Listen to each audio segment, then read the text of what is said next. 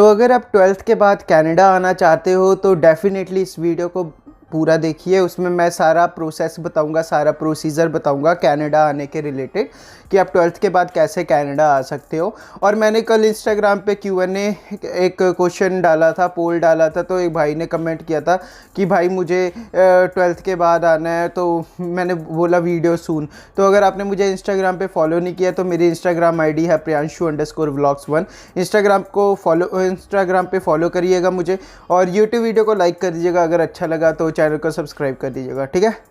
तो आज की जो वीडियो है ये सबसे इम्पॉर्टेंट टॉपिक 12th वालों बच्चों के लिए जो 12th के बाद आना चाहते हैं।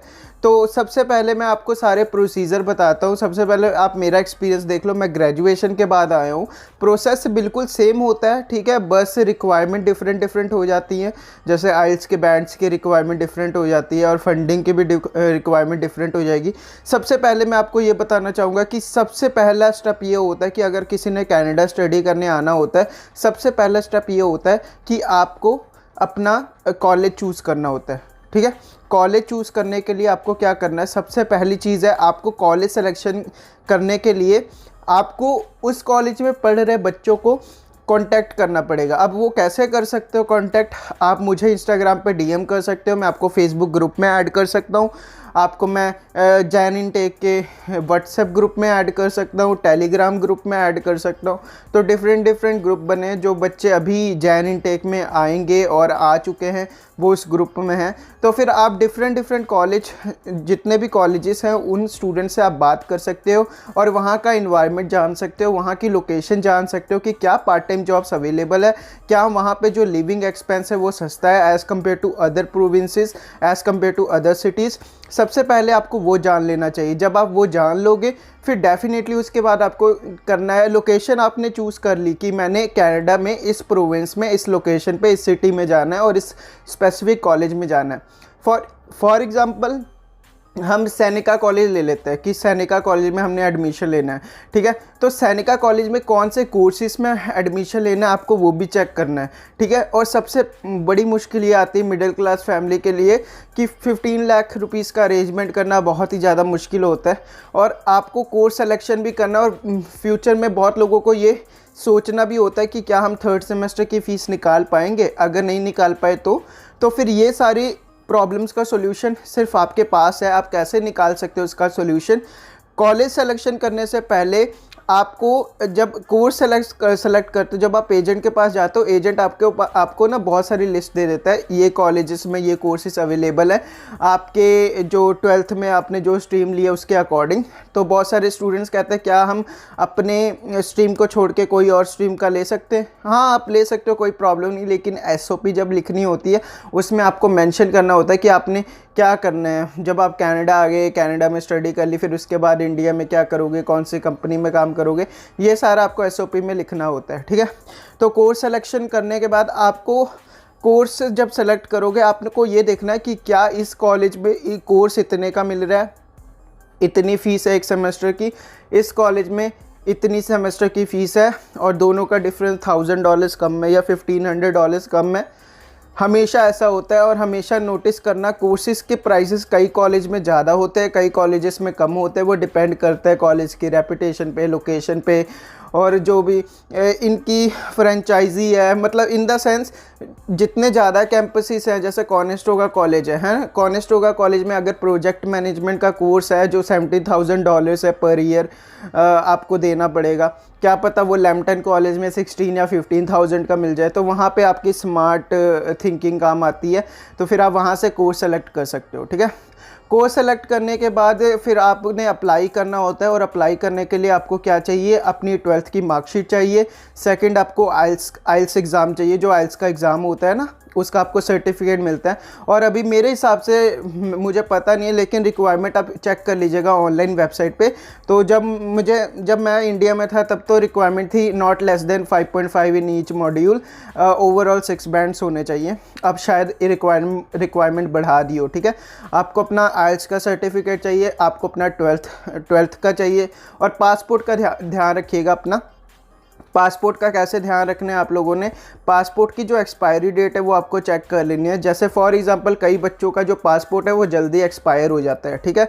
तो जो जल्दी एक्सपायर हो जाएगा पासपोर्ट, उसमें क्या प्रॉब्लम आती है, सबसे बड़ी प्रॉब्लम ये आती है अगर वो बच्चे का पासपोर्ट 3 साल तक वैलिड है, ठीक है, उसका वीज़ा लग गया 2 साल का कोर्स लिया, उसका वीज़ा लग गया, फिर उसका जो पासपोर्ट की वैलिडिटी का 1 साल रह जाएगा, फिर जब वो वर्क परमिट अप्लाई करेगा तब उस बच्चे को बहुत प्रॉब्लम आएगी, ठीक है। मोस्टली प्रॉब्लम आती है बहुत सारे बच्चों को पासपोर्ट के रिलेटेड, तो पहले ही आप वो सॉर्ट आउट कर लो, उसकी वैलिडिटी बढ़ा लो, एक्सपायरी डेट बढ़ा लो, 10 साल तक करवा लो ताकि आपको ईजी रहे ना। अदरवाइज़ जब आप यूएसए का वीज़ा अप्लाई करोगे तब भी उसमें थोड़ी सी दिक्कत आ सकती है ना, क्योंकि यूएसए का वीज़ा 10 साल का मिलता है। तो मेरा जो पासपोर्ट था वो तो 10 साल के लिए वैलिड है, तो इसलिए मुझे 10 साल का यूएसए का वीज़ा भी मिल गया था। तो फ्यूचर सोच के हर एक स्टेप, आपका हर एक स्टेप फ्यूचर पे डिपेंड है, ठीक है।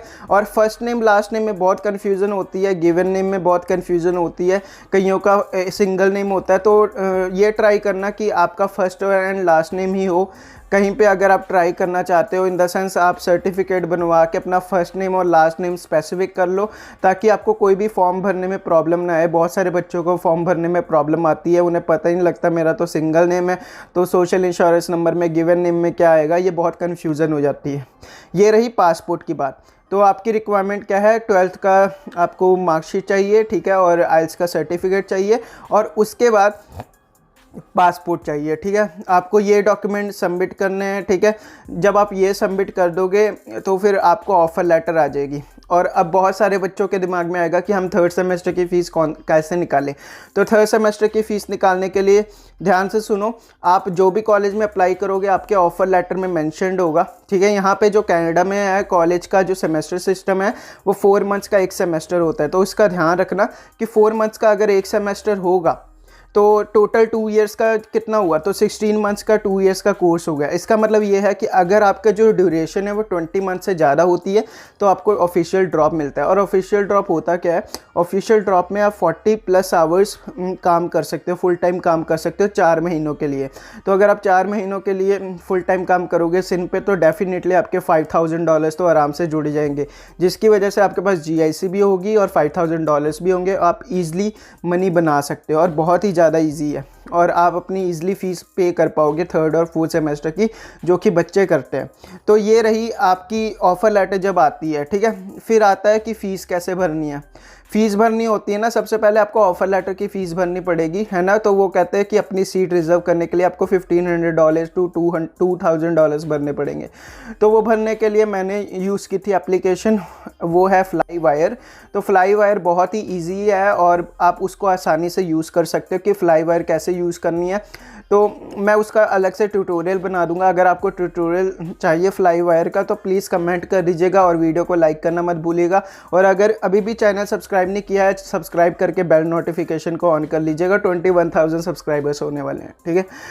तो मैंने फ्लाईवायर से पे की थी, और जो GIC थी उसके बाद आता है प्रोसीजर GIC का, ठीक है। मैंने फ्लाईवायर के थ्रू ही अपनी सारी फ़ीस पे की थी और वो हफ्ते में हो गया था, आराम से मेरा हो गया था, है ना। और GIC मैंने स्कोशिया बैंक में खुलवाई थी, और स्कोशिया बैंक और CIBC बैंक ये 2 बेस्ट बैंक है, यहाँ पे आप खुलवाओ। ICICI की ज़्यादा ब्रांचेस नहीं है, इसलिए बहुत सारे स्टूडेंट्स को मुश्किल होती है। लेकिन अगर आपका बाई चांस ICICI बैंक में ओपन हो गया तो कोई प्रॉब्लम नहीं, आप $0 फ्री अकाउंट स्कोशिया बैंक में खुलवा सकते हो। और जो आपकी GIC आती रहेगी वो तो आती रहेगी, आप स्कोशिया बैंक ज़्यादा यूज़ कर सकते हो, कोई प्रॉब्लम नहीं है। इससे ये फ़ायदा होगा क्योंकि स्कोशिया बैंक की बहुत ज़्यादा ब्रांचेस है, आपको कोई प्रॉब्लम नहीं आने वाली है, ठीक है। तो GIC आप वहाँ पे जाओगे, मैंने एक्सिस बैंक के थ्रू किया था। तो अगर आपका एक्सिस बैंक में अकाउंट नहीं है, अपने अकाउंट से आपको GIC फिल करनी है, पे करनी है, ठीक है। तो एक्सिस बैंक में अगर आपका अकाउंट नहीं है तो बनवा लो। एक्सिस बैंक ज़्यादा बढ़िया है मेरे हिसाब से, क्योंकि वो उनका जो फॉरेक्स डिपार्टमेंट है बहुत अच्छा है। फॉरेक्स मतलब फॉरेन एक्सचेंज, तो वो डिपार्टमेंट होता है। तो फिर कई बार ना आप मैनेजर से बात कर लेना कि क्या मुझे 20 पैसा सस्ता मिल सकता है, मैंने GIC पे करनी है। तो करेंसी कन्वर्जन रेट मुझे बताओ कब कम होता है, और गूगल पे हमेशा चेक कर लो उसके एनालिटिक्स की करेंसी कन्वर्जन। किसी से पूछ सकते हो जो फॉरेक्स में काम करता होगा, अगर आपका वो फ्रेंड होगा तो बहुत ज़्यादा बेनिफिट होगा। और अगर आप 30 पैसा $1 पे भी बचाओगे, तो अगर आप $10,000 पे करोगे तब भी आपके बहुत सारा ज़्यादा पैसे बचेंगे। तो उसका ध्यान रखना, ₹1 का भी बहुत ज़्यादा फ़र्क पड़ता है। तो जब आप GIC भरने लगो तो उससे पहले फॉरेक्स डिपार्टमेंट को कांटेक्ट करना मत भूलना, क्योंकि अगर आप फॉरेक्स डिपार्टमेंट को कांटेक्ट नहीं करोगे तो आपको ज़्यादा चार्जेस देने पड़ रहे हैं, है ना। ट्रांजैक्शन फ़ीस भी देनी पड़ती है और फॉरेन एक्सचेंज फ़ीस भी देनी पड़ती है। और अभी तो डॉलर का रेट लगता है $57-58 पहुंच चुका है, जो कि बहुत ही ज़्यादा है। मेरे टाइम पे तो ₹54 था, ठीक है।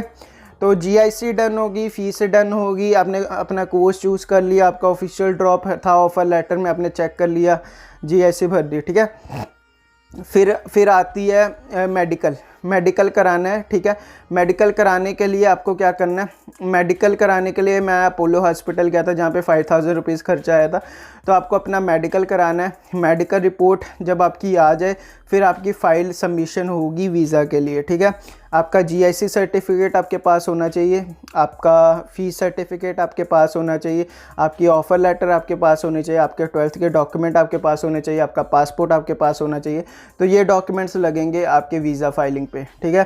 तो एजेंट को चूज़ ध्यान से करना। मैंने जो एजेंट चूज़ किया था उसने एक पैसा नहीं लिया था। यहाँ पे मोस्टली इंडिया में बहुत सारे लोग पैसे हड़पने की कोशिश करते हैं, इंटरनेशनल स्टूडेंट को बहुत ही ठगते हैं, तो फिर उसका ध्यान रखिएगा आप। तो ये सारा प्रोसीजर था। 12th के बाद आना बहुत ही ज़्यादा इजी है। आई होप मैंने जो आपको टिप्स एंड ट्रिक्स बताई हैं तो उनको आप फॉलो ज़रूर करिएगा, ताकि आपका टाइम भी सेव हो और फ्यूचर में जो भी प्रॉब्लम आए आप उनसे फाइट कर पाओ। बहुत ही ज़्यादा इजी, आपको कोई प्रॉब्लम नहीं होगी। बस आप अपना ध्यान रखना कि आपके जो डॉक्यूमेंट्स हैं वो जेन्युइन होने चाहिए। प्लीज़ फेक डॉक्यूमेंट्स ना लगाना और थोड़ी मेहनत कर लेना। आइल्स के एग्ज़ाम में बहुत ही ज़्यादा इजी होता है आइल्स का एग्ज़ाम, बस आपको समझना पड़ेगा। और ये सब्जेक्ट है नहीं है, ठीक है, एक लैंग्वेज है, आपको लैंग्वेज की तरह सोचना है इसको और इसको प्रैक्टिस करते रहना है धीरे धीरे, ठीक है। तो ये 12th के बाद अगर आप स्टूडेंट्स आ सकते तो आ जाओ, आपकी बेटर है मेरे हिसाब से। तो बढ़िया ही रहता है कि पहले ही बंदा सर्वाइव करना सीख जाता है ना। जैसे मतलब अगर मैं 3 साल पहले आता अभी तो मेरे में बहुत ज़्यादा चेंजेस आते हैं, लेकिन मैं ग्रेजुएशन के बाद आया हूँ, वो भी बेटर है क्योंकि PR के पर्सपेक्टिव से देख सकते हैं। लेकिन 12th वाले भी PR हो जाते हैं, ठीक है, बस उन्हें मूव करना होता है एक प्रोविंस से दूसरी प्रोविंस। कोई प्रॉब्लम नहीं है, बहुत सारे 12th वाले बच्चे आए हैं कनाडा, तो कोई प्रॉब्लम नहीं है, हो जाएगा। अक्षित भी तो आया है ना 12th के बाद। तो फिर आई होप आपको वीडियो अच्छी लगी होगी। तो बहुत सारे लोग पूछ रहे हैं भाई मैंने कैप क्यों पहनी है। मैंने कैप इसलिए पहनी है क्योंकि मैं गंजा हो चुका, लॉकडाउन लग गया यहाँ पे ना, इमरजेंसी अलर्ट लग चुका है, तो इसलिए। तो अगर वीडियो अच्छी लगी तो वीडियो को लाइक कर दीजिएगा, चैनल को सब्सक्राइब कर दीजिएगा और बस बने रहिएगा प्रियांशु व्लॉग्स के साथ। Thank you so much guys, अपना ख्याल रखना, बाय बाय, टेक केयर।